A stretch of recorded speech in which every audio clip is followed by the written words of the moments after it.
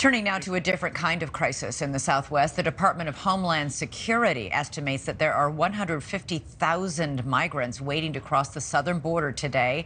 The Homeland Security Secretary warned them to stay away. Smugglers have long been hard at work spreading false information that the border will be open after May 11th. It will not be. They are lying.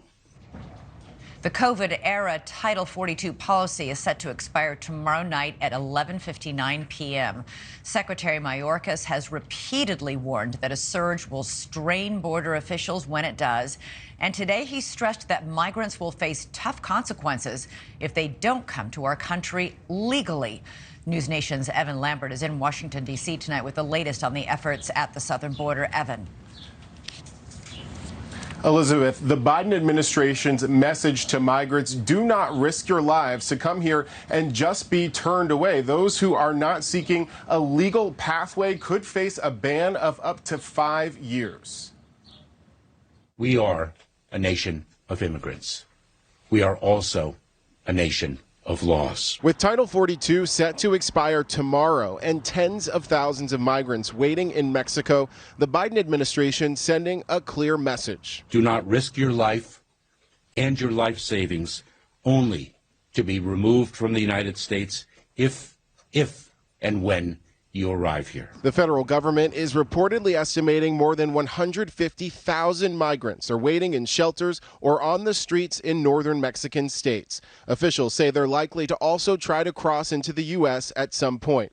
And for those already in U.S. custody who have not used a lawful pathway to get there, the administration telling them to return home or face penalties. When one is removed, one faces at least a 5-year bar to reentry. And so we will give people an opportunity to avoid that tougher consequence by voluntarily returning. Customs and Border Protection sources telling NewsNation migrant apprehensions have reached what are likely daily records, with more than 10,000 people crossing illegally on Monday and Tuesday alone.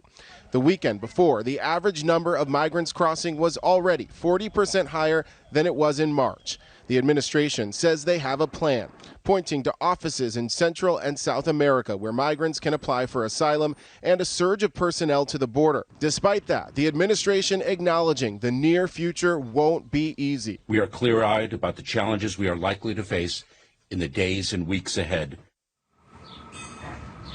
And part of the White House's plan post-Title 42 is narrowing the definition for people who are eligible for asylum. Essentially, in most cases, people who do not seek asylum in countries along the way or have a financial sponsor here in the U.S. are not eligible and could be deported. Elizabeth? All right. NewsNation's Evan Lambert at the White House. Thank you so much. And as the U.S. prepares for the surge at the southern border, major cities in the north and the Midwest are dealing with their own migrant crises.